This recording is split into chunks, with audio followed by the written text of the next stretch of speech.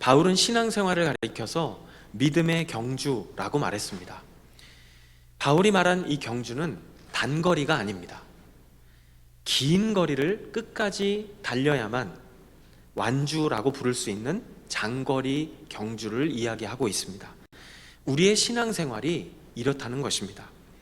그렇기 때문에 마지막 순간까지 방심할 수 없는 이 경주, 그것이 바로 우리의 신앙생활의 여정입니다. 오늘 본문에 보니까 느헤미야는 성벽 공사의 마지막 단계에 와 있습니다. 모든 것이 다 끝나가는 것처럼 보입니다. 그런데 모든 것이 다 끝났다고 생각이 들었을 즈음, 바로 그 마지막 순간에 대적자들의 집중적인 방해와 시험이 또다시 찾아오게 되는 것을 우리는 성경을 통해서 보게 됩니다. 왜 그럴까요? 사탄은 마지막 순간까지 하나님의 일이 이루어지는 것을 원하지 않기 때문입니다. 그렇기 때문에 하나님의 일을 어떻게든 방해하고 싶어하고, 그리고 하나님의 사람들을 무너뜨리고 싶어하는 것이 바로 사단의 마음인 것입니다.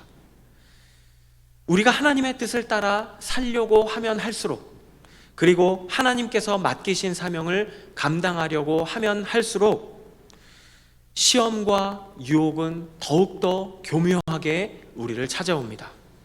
그리고 영적인 방해와 영적인 공격은 더 가까운 곳에서 찾아올 때가 있습니다. 예상치 못했던 사람을 통해서, 또 상황을 통해서 나를 시험하기도 하고, 그리고 때로는 내 감정을 자극하기도 하고, 또 육신의 피곤함이나 연약함을 통해서 사탄은 우리를 흔들려고 하고 낙심시키려고 하고, 그리고 결국 우리가 믿음의 길을 포기하도록 만들기도 합니다.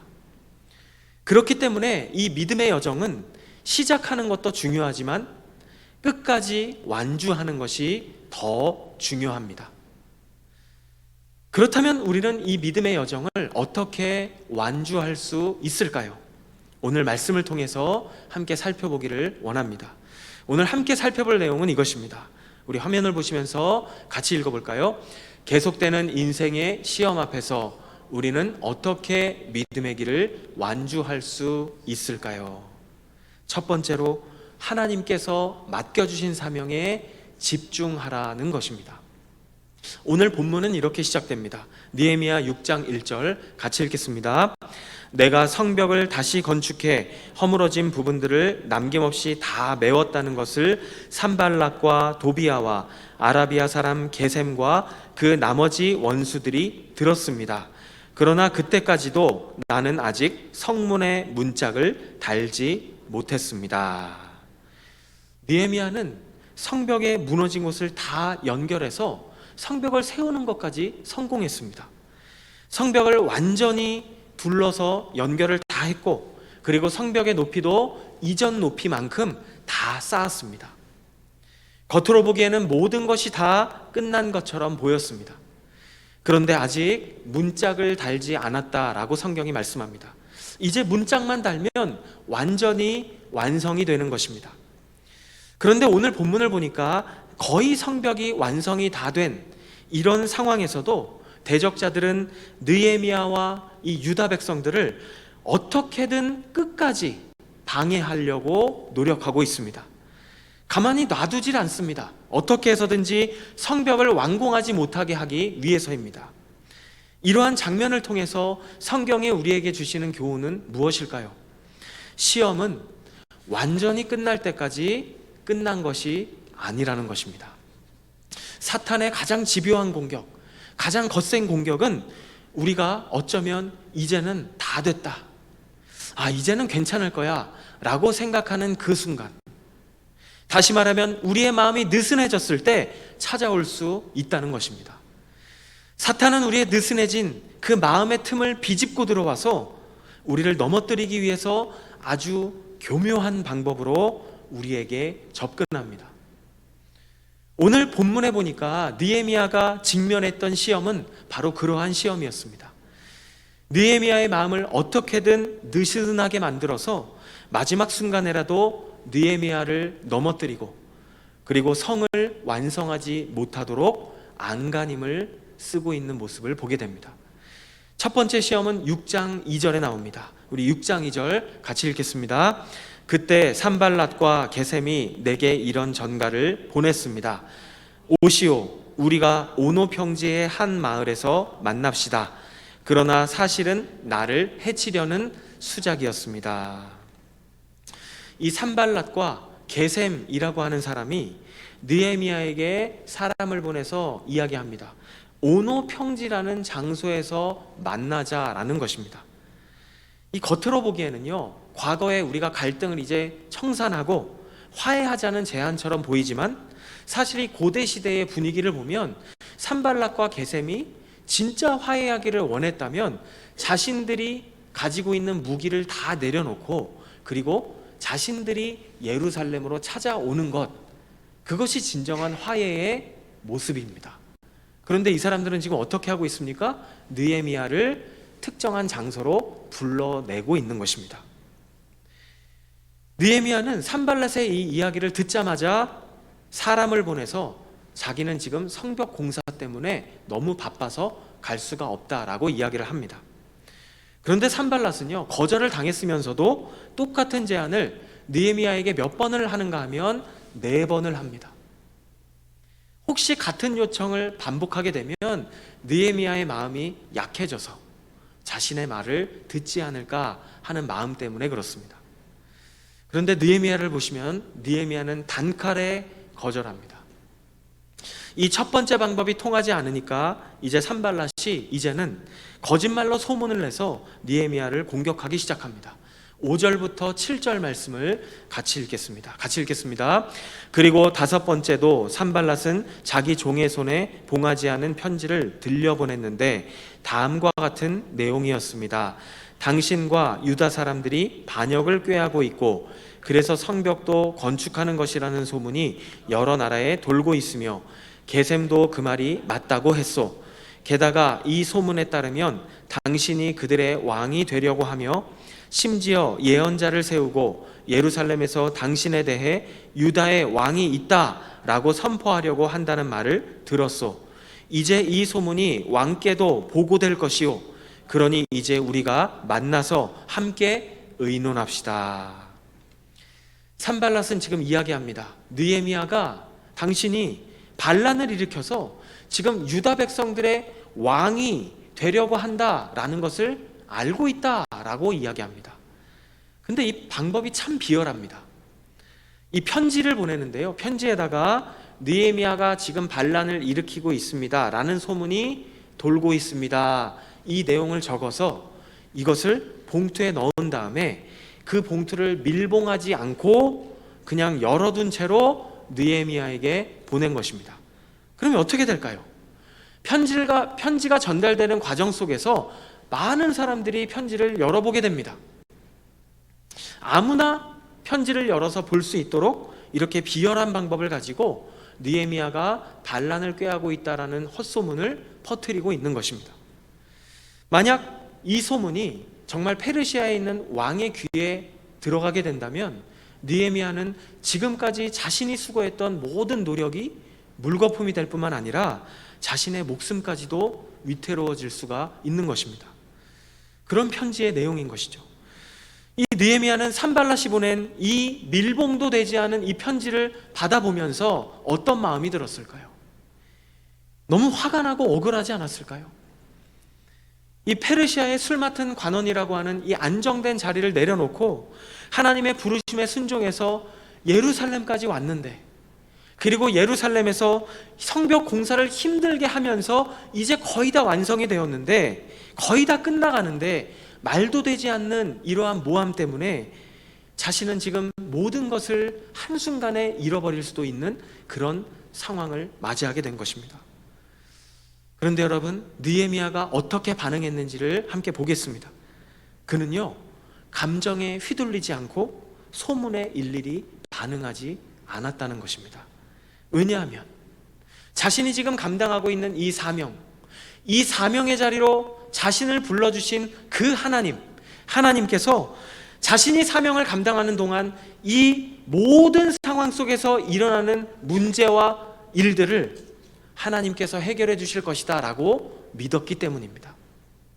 느헤미야에게 그러한 믿음이 있었기 때문에 그는 산발랏의 거짓말에 대응하지 않고 오히려 더욱더 사명에 집중할 수가 있었던 것입니다. 여러분, 기억하시기 바랍니다.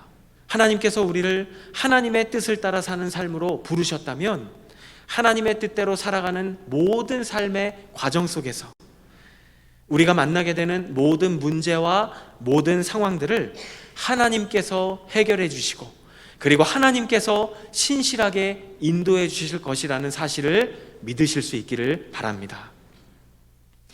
그러면서 느헤미야도 인간이잖아요. 그도 인간이었기 때문에 자신이 처한 상황을 너무 힘들어했습니다. 그 편지의 내용을 기억할 때마다 너무나 힘들었을 것입니다. 이 6장 후반부에 보면 그는 너무나 두려웠다라고 고백하고 있습니다. 자신이 처한 상황 속에서 힘겨움을 느낄 때마다, 두려움을 느낄 때마다 느헤미야가 보여주었던 모습은 무엇일까요? 모든 상황을 아시고 자신의 모든 상황을 주관하시는 그 하나님 앞에 나가서 자신의 모든 마음을 다 쏟아놓으며 기도했던 느헤미야는 그렇게 매 순간순간을 버티고 이겨나갈 수 있었습니다. 우리의 신앙에서 시험이 없을 수는 없습니다. 그렇다면 여러분, 우리의 인생 가운데 매 순간 끊임없이 밀려오는 파도와도 같이 우리에게 찾아오는 시험 앞에서 우리는 어떻게 우리에게 주어진 믿음의 길을 완주할 수 있을까요? 첫 번째로 우리는 살펴보았습니다. 그것은 바로 하나님께서 맡겨주신 사명에 집중하는 모습이었습니다. 두 번째로, 계속되는 인생의 시험 앞에서 우리는 어떻게 믿음의 길을 완주할 수 있을까요? 두 번째는 하나님의 말씀으로 상황을 분별하라는 것입니다. 어떻게 느헤미야는 그렇게 교묘하고 어려운 이런 모함 속에서도 속지 않고 흔들리지 않을 수 있었을까요? 왜냐하면 그는 하나님의 말씀에 깊이 뿌리 내렸던 사람이었기 때문입니다. 이 느헤미야의 전체 내용을 살펴보게 되면 이 느헤미야는 계속해서 하나님의 말씀에 기초해서 하나님 앞에 기도했고, 또 하나님의 뜻이 무엇인지를 늘 구했던 사람이었습니다. 그리고 하나님의 뜻이 무엇인지를 알았다면 그 말씀에 따라서 순종하고 따라 살았던 사람이었습니다. 자신이 문제가 있을 때마다, 그리고 그 문제 속에서 중요한 결정과 중요한 판단을 내려야 할 때마다 그는 먼저 기도하고 하나님의 말씀 앞에서 하나님의 뜻을 구했습니다. 오늘 본문 6장을 지나서 본문 8장을 보게 되면 느헤미야는 학사였던 에스라와 함께 모든 유다 백성들이 하나님의 말씀을 듣고 하나님 앞에 회개할 수 있는 그런 자리를 마련한 사람이 바로 느헤미야입니다. 이렇게 하나님의 말씀을 사모했고 하나님의 말씀을 늘 가까이 하려고 했던 이 느헤미야, 바로 그런 느헤미야였기 때문에 그가 시험을 만났을 때에도 분별할 수가 있었던 것입니다. 여러분, 오늘날 우리가 쉽게 시험에 넘어지고 사탄의 유혹에 미혹이 되고 그리고 유혹에 흔들리는 이유가 무엇일까요? 우리의 판단력이 부족해서가 아닙니다. 바로 하나님의 말씀이 우리 안에 부족하기 때문입니다. 히브리서 4장 12절은 이렇게 말씀합니다. 우리 같이 읽겠습니다. 하나님의 말씀은 살아있고 활력이 있어 좌우의 날선 어떤 검보다도 예리하여 혼과 영과 및 관절과 골수를 찔러 쪼개기까지 하며 또 마음의 생각과 뜻을 판단하나니. 아멘. 이처럼 말씀이 우리 안에 살아있을 때 우리는 분별할 수가 있습니다. 말씀이 우리로 하여금 분별하게 하시기 때문입니다. 말씀이 없으면 아무리 선한 의도라고 할지라도 결국은 내 생각, 내 감정, 내 경험이 기준이 됩니다. 그렇게 되면 내가 만나게 되는 그 시험 앞에서 우리는 넘어질 수밖에 없게 된다는 것입니다. 그러나 어떻습니까? 말씀으로 우리가 깨어있게 되면 우리는 어떤 상황 속에서도 속지 않고 흔들리지 않고 그리고 바르게 분별할 수가 있습니다. 분별은 무엇입니까? 화면에 보시면 분별은 날마다 하나님과 동행하는 삶에서 오는 결과이기 때문에 하나님과 말씀으로 날마다 동행하면 우리는 자연스럽게 분별력이 생기게 됩니다. 대표적으로 느헤미야 6장 10절에 보니까 느헤미야는 또 다른 시험을 만나게 됩니다. 느헤미야의 동족 중 한 사람인 이 스마야라는 사람을 통해서 느헤미야가 당한 시험입니다. 이 스마야라는 사람이 어느 날 보이지 않는 것입니다. 그래서 느헤미야가 그를 찾아갑니다. 그런데 이미 그는 느헤미야의 이런 시험을 통해 느헤미야에게 시험을 주는 것을 통해서 그를 넘어뜨리기 위해서 산발락과 도비아의 사주를 받은 사람이었습니다. 스마야가 느헤미야를 만났을 때 그는 이렇게 이야기합니다. 지금 당신을 죽이기 위해서 사람들이 오고 있습니다. 당신이 이 죽임을 당하지 않기 위해서는 저와 함께 성전 안으로 숨어야 합니다. 이것을 느헤미야가 들었을 때 어떻게 보면 정말 느헤미야를 위해서 조언해주고 또 보호해주려고 한 말처럼 들릴 수도 있습니다. 그러나 느헤미야는 그 말 속에 있는 본질을 꿰뚫어보고 분별했습니다. 그리고 단호하게 거절했습니다. 왜 그렇습니까? 그는 이미 하나님의 말씀을 알고 있었기 때문입니다. 율법에 민수기 8장에 보면 18장에 보면 제사장이 아닌 다른 사람은 절대로 성전 안에 들어갈 수가 없었습니다. 들어가면 큰일 나는 것입니다. 만약 느헤미야가 자신이 죽을까 봐 두려워서 이 스마야의 제안을 받아들이는 순간 그는 하나님의 말씀을 어기게 되는 죄를 짓게 되는 것입니다. 느헤미야는 이러한 하나님의 말씀을 이미 알고 있었기 때문에 스마야에게 이렇게 이야기합니다. 6장 11절 같이 읽겠습니다. 그러나 내가 말했습니다. 나 같은 사람이 도망가야 되겠소. 나 같은 사람이 성전 안으로 들어가 목숨이나 구하겠소. 나는 가지 않겠소. 자신은 가지 않겠다고 이야기를 합니다. 사랑하는 여러분, 말씀을 아는 사람이 시험을 이길 수가 있습니다. 말씀을 붙잡고 있는 사람이 영적으로 분별할 수가 있습니다. 오늘날에도 지금 이 순간에도 수많은 사람이 거짓 소문과 거짓 진리 때문에 넘어지고 있습니다. 유혹 앞에 미혹당하며 삶이 무너지고 있습니다. 그 이유가 무엇일까요? 바로 하나님의 말씀과 멀어져 있기 때문입니다. 요즘 매스컴에 보면 여전히 이단에 대한 그러한 사건 사고를 볼 수가 있습니다. 저도 처음에 미국에 왔을 때 이단에 대한 관심이 많으신 목회자분들을 보면서 놀란 적이 있습니다. 아니, 미국에 어떻게 한국의 이단에 대한 관심이 이렇게 많지? 라는 생각을 한 적이 있습니다. 알고 봤더니 미국에 있는 이단이 한국에 있는 이단이 미국에도 진출을 했더라고요. 겉으로 보기에는 우리와 똑같은 교회 간판을 달고 있는데 그것이 이단인 경우가 굉장히 많더라는 것입니다. 정말 이렇게 이단이나 사이비에 빠진 사람들을 보면 대부분 특징이 있습니다.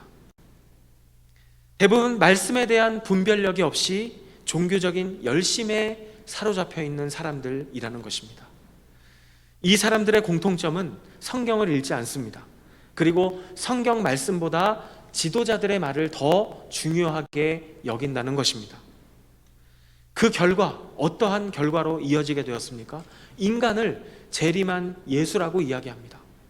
그리고 인간을 보혜사 성령이라고 이야기합니다. 상식적으로 말이 되지 않지만 그런 말이 되지 않는 가르침에도 쉽게 빠져들고 말았습니다. 말씀을 가까이 하지 않으면 아무리 종교적인 언어, 성경의 문구를 사용한다고 할지라도 속기가 쉽다는 것입니다. 왜냐하면 진짜 말씀을 모르기 때문입니다. 가짜 말씀에 속는 것입니다. 사도행전 17장을 보면 말씀을 기준으로 해서 사도 바울의 가르침을 분별했던 사람들이 나옵니다. 바로 베레아에 살고 있었던 사람들입니다. 17장 11절에 보니까 이 베레아에 있는 사람들은 데살로니가에 있는 사람들보다 더 너그러워서 간절한 마음으로 말씀을 받고, 그리고 이것이 정말 맞는가? 날마다 성경을 가지고 확인했다라고 하는 말씀이 성경에 나옵니다. 베레아 사람들은 사도 바울을 통해서 복음을 들었을 때 이 복음을 무조건적으로 받아들이기보다는 항상 이것이 정말 성경에 있는 것인가? 이것이 정말 성경에 맞는 내용인가? 라는 것을 확인하고 분별했던 사람들입니다. 그 결과 그들은 믿음에 있어서 칭찬받는 공동체가 되었습니다. 분별은 하나님의 말씀을 깊이 살펴보는 것에서 나옵니다. 감정이나 분위기에 휩쓸리지 않고 말씀을 기준으로 판단하는 모습, 그러한 모습이 오늘날 더욱더 우리 가운데, 오늘날 더욱더 교회 가운데 필요한 시대가 되었습니다. 우리 예수님은 어떤 삶을 사셨을까요? 우리 예수님은 광야에서 사탄에게 시험을 받으실 때 말씀으로, 하나님의 말씀으로 사탄의 시험을 이기셨습니다. 사실 마태복음 4장에서 사탄이 예수님을 시험할 때 했던 말도 성경의 구절들을 가지고 와서 예수님을 시험했던 그런 말이었습니다. 왜곡시켜서 이야기한 것이죠. 그러나 예수님께서는 정확하게 마귀의 의도를 아시고 말씀으로 답하셨습니다. 마귀의 시험은 이것이었습니다. 이 돌들을 가지고 떡을 만들어라. 성전 꼭대기에서 뛰어내려라. 나에게 절하면 천하 만국을 너에게 주겠다. 이것이 마귀의 시험이었습니다. 이것이 사탄이 성경 구절을 왜곡해서 예수님께 시험한 것입니다. 그런데 예수님께서 대답하신 장면들, 그 장면들을 보게 되면 우리가 읽진 않겠지만 다 어떤 문구로 시작하는지 아십니까? 기록되었으되, 기록되었으되, 기록되었으되. 예수님께서는 하나님의 말씀을 정확하게 사용하셔서 마귀의 시험을 이기셨습니다. 말씀이 우리의 마음에 없으면 사탄이 인용하는 왜곡된 성경 구절에도 우리가 속을 수가 있습니다. 그러나 하나님의 진리의 말씀을 가까이 하는 사람은 진짜 이것이 맞는 말씀인지 아니면 틀린 말씀인지를 분별할 수가 있습니다. 여러분, 우리가 분명히 분별에 대해서 이야기를 할 때 대부분 사람들이 생각하는 것은 분별은 마치 어떤 영적인 직감을 이야기한다라고 생각하는 경우가 있습니다. 그런데 영적인 분별은 직감이 아닙니다. 때를 따라 직감처럼 하나님께서 우리에게 그렇게 또 지혜롭게 분별하게 하실 때가 있지만 대부분의 상황을 보게 되면 하나님의 말씀 안에서 우리를 분별하게 하시는 하나님의 역사하심, 하나님의 도우심을 우리는 경험할 때가 있습니다. 사랑하는 여러분, 우리 안에 하나님의 말씀이 살아 있습니까? 시험이 우리에게 찾아왔을 때 내 안에 꺼냈을 수 있는 그 말씀이 있습니까? 한 청년이 있었습니다. 가정 불화, 그리고 학교 폭력, 성적에 대한 스트레스까지 겹치면서 점점 우울해지기 시작했습니다. 그리고 급기야는 우울증에 걸렸습니다. 부모님과의 대화는 이미 끊어진 지 오래였고, 그리고 친구들과는 멀어진 상태였습니다. 그런 시간들이 지속되는 어느 날, 그는 어느 날 밤 극단적인 생각을 하게 되었습니다. 그리고 극단적인 선택을 하기 위해서 옥상으로 올라갔습니다. 그는 핸드폰을 꺼냈습니다. 마지막으로 생각난 사람이 바로 교회의 목사님이었습니다. 그는 교회 목사님에게 전화를 걸었습니다. 목사님, 그래. 그리고 자신의 상황을 이야기했습니다. 그 목사님은 너무 놀랐습니다. 그리고 다급하게 그 친구를 향해서 이야기했습니다. 네가 지금 알고 있는 성경 구절이 뭐가 있니? 저요? 시편 23편입니다. 너 지금 시편 23편 외우고 있니? 네, 저 외우고 있습니다. 그래, 그럼 네가 암송하고 있는 그 시편 23편을 나에게 좀 이야기해 줄 수 있니? 그는 성경 시편 23편의 내용을 이야기하기 시작합니다. 여호와는 나의 목자시니 내게 부족함이 없으리로다.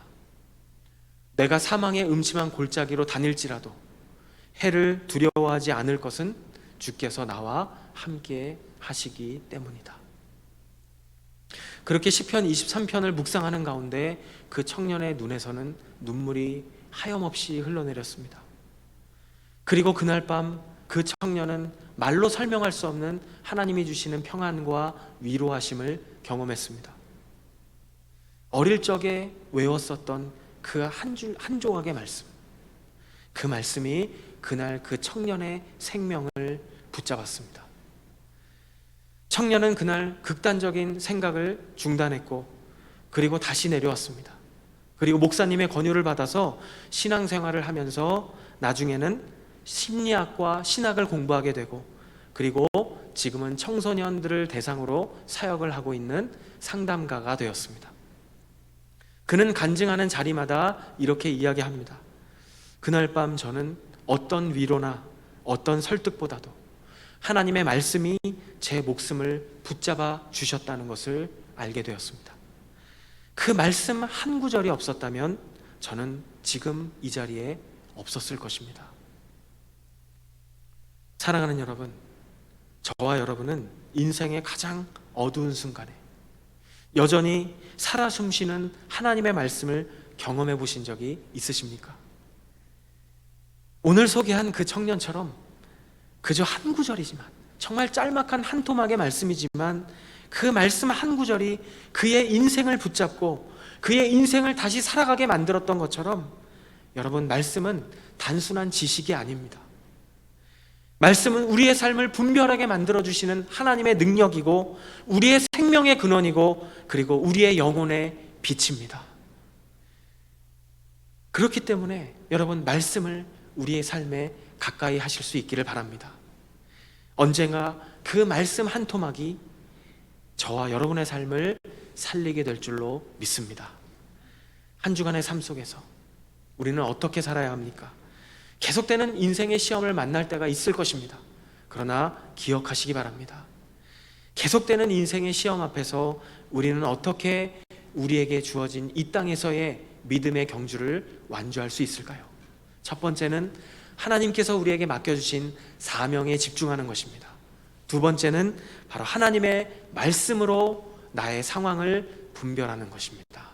새롭게 시작되는 한 주간의 삶 속에서 오늘 주신 말씀을 붙잡고 살아가는, 그리고 주님과 승리하는 저와 우리 사랑하는 주의 백성들 되시기를 축복합니다.